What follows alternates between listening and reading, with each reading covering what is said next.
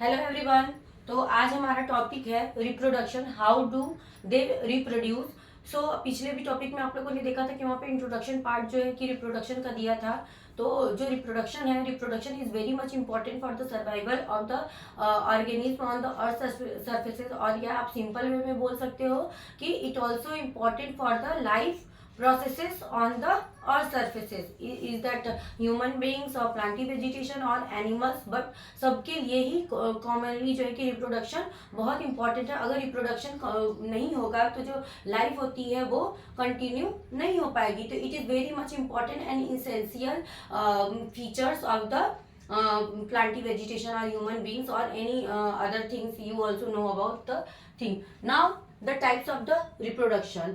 सो उस समय आपको बताया था कि कितने टाइप्स के होते हैं reproduction. Reproduction is mainly two types, asexual reproduction and sexual reproduction.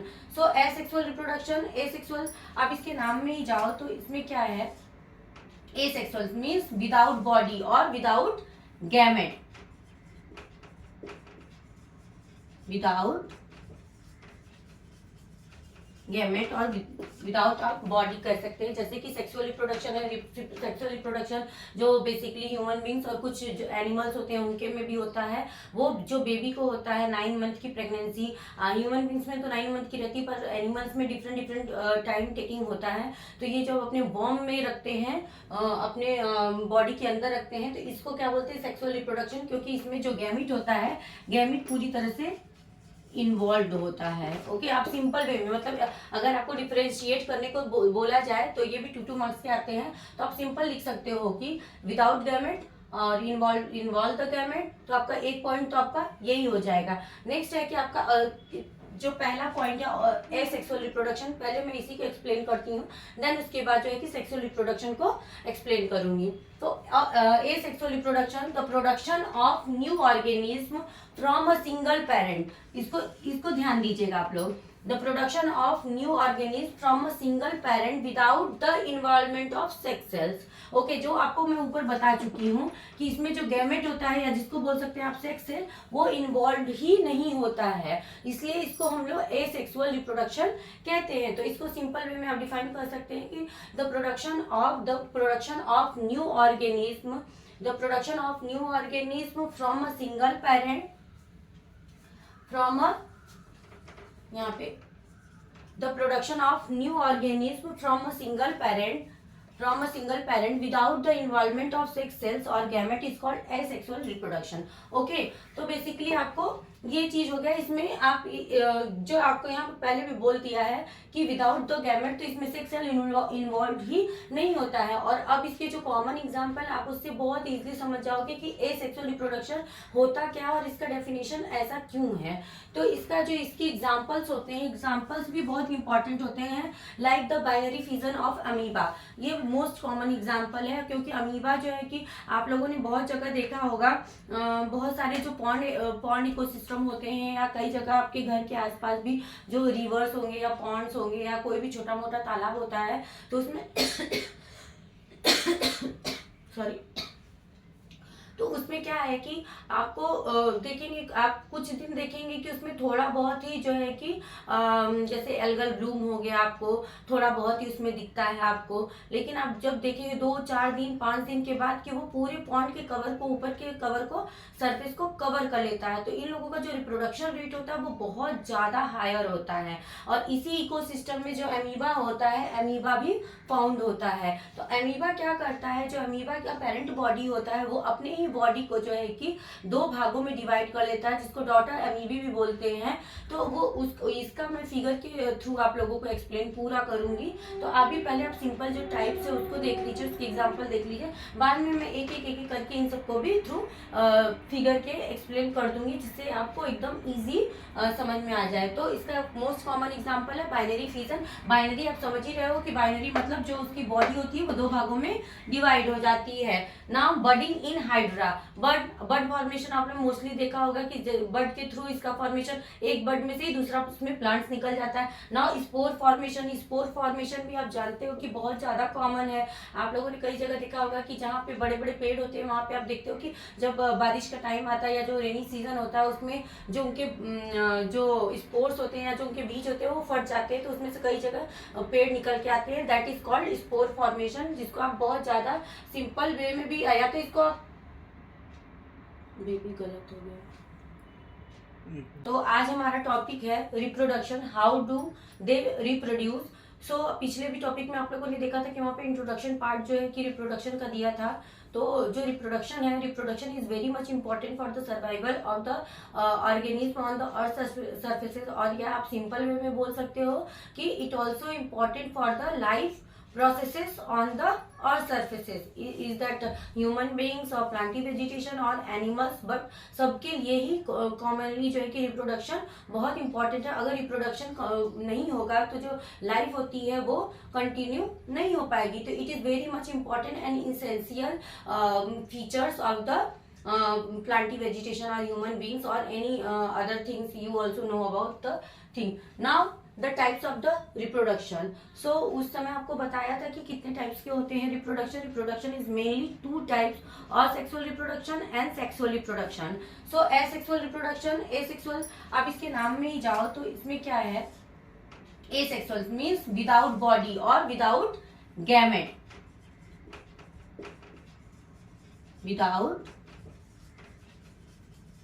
Gamete और विदाउट आप बॉडी कर सकते हैं। जैसे कि सेक्सुअल रिप्रोडक्शन है, सेक्सुअल रिप्रोडक्शन जो बेसिकली ह्यूमन बींग्स और कुछ जो एनिमल्स होते हैं उनके में भी होता है। वो जो बेबी को होता है 9 मंथ की प्रेगनेंसी, ह्यूमन बींग्स में तो 9 मंथ की रहती है, पर एनिमल्स में डिफरेंट टाइम टेकिंग होता है। तो ये जो अपने वॉर्म में रखते हैं, अपने बॉडी के अंदर रखते हैं, तो इसको क्या बोलते हैं, सेक्सुअल रिप्रोडक्शन, क्योंकि इसमें जो गैमिट होता है, गैमिट पूरी तरह से इन्वॉल्व होता है। ओके, आप सिंपल वे में, मतलब अगर आपको डिफरेंशिएट करने को बोला जाए तो ये भी 2 मार्क्स के आते हैं, तो आप सिंपल लिख सकते हो कि विदाउट गैमेट और इन्वॉल्व द गैमेट। तो आपका एक पॉइंट तो आपका यही हो जाएगा। नेक्स्ट है कि आपका जो पहला पॉइंट है एसेक्सुअल रिप्रोडक्शन, पहले मैं इसी को एक्सप्लेन करती हूँ, देन उसके बाद जो है कि सेक्सुअल रिप्रोडक्शन को एक्सप्लेन करूंगी। तो asexual reproduction, the production of new organism from a single parent. इसको ध्यान दीजिएगा आप लोग। The production of new organism from a single parent without the involvement of sex sales.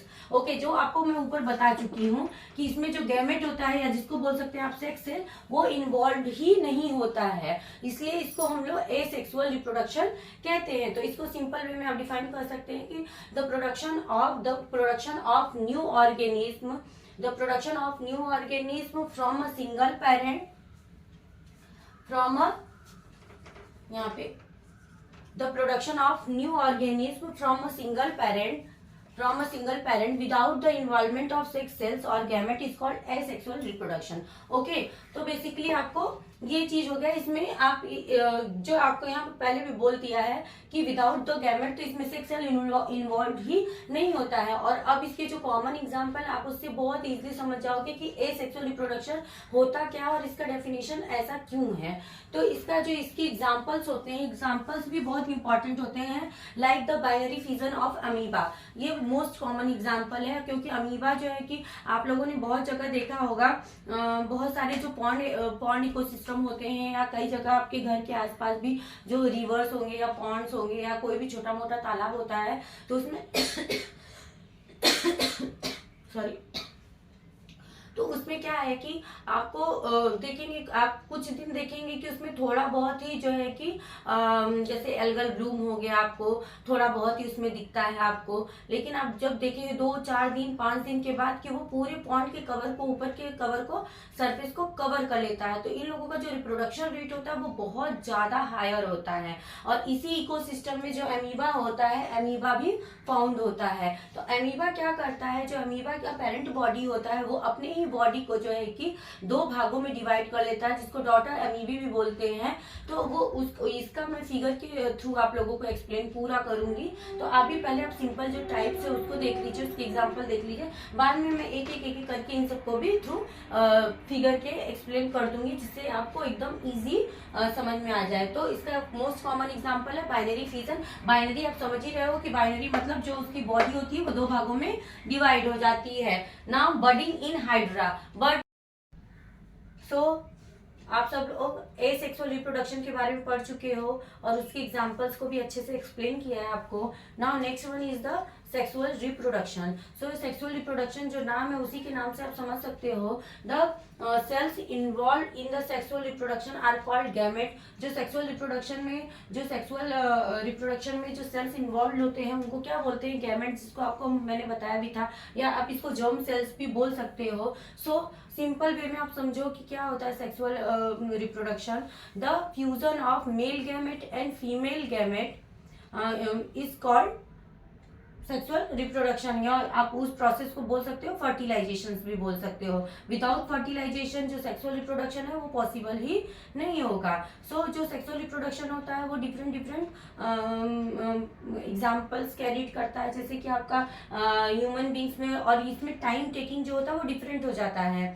So sexual reproduction in basically human beings is taking 9 month का time जो चाहिए रहता है उसको वो टेक करता है।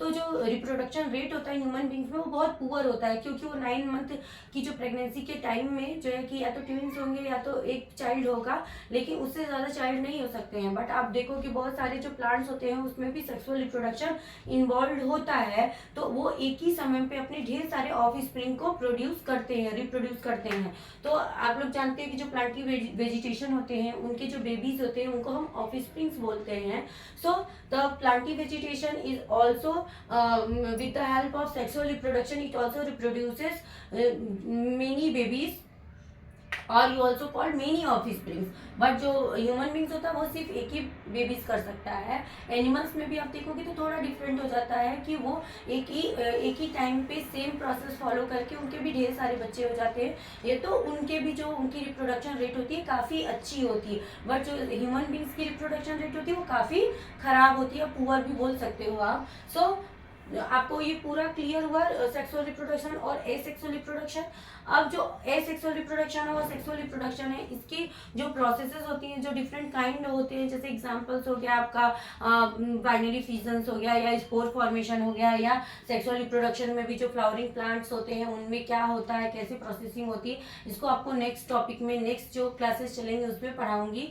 आपका जो सेक्सुअल रिप्रोडक्शन है, सेक्सुअल रिप्रोडक्शन ह्यूमन बींग्स का तो आप जानते ही हो, लेकिन जो कुछ फ्लावरिंग प्लांट्स होते हैं जैसे कि आप पी खाते हो, जो मटर के पौधे होते हैं वो फ्लावरिंग प्लांट्स होते हैं, उन सब में भी सेक्सुअल रिप्रोडक्शन होता है। और जैसे आपके कुछ जो आपके प्लांटी वेजिटेशंस में भी आप देखोगे तो उसमें भी कुछ सेक्सुअल रिप्रोडक्शन कैरिड आउट करते हैं। तो आपको ये पूरा टॉपिक एकदम अच्छे से क्लियर हो गया होगा, आई थिंक सो। तो अगर कोई दिक्कत है, कोई भी प्रॉब्लम है, तो आप कमेंट करके मुझसे क्वेश्चन पूछ सकते हो, तो प्लीज़ कमेंट करिए। और अगर आपको मेरा वीडियो बहुत अच्छा लगा हो तो please like share and subscribe. Okay, bye bye.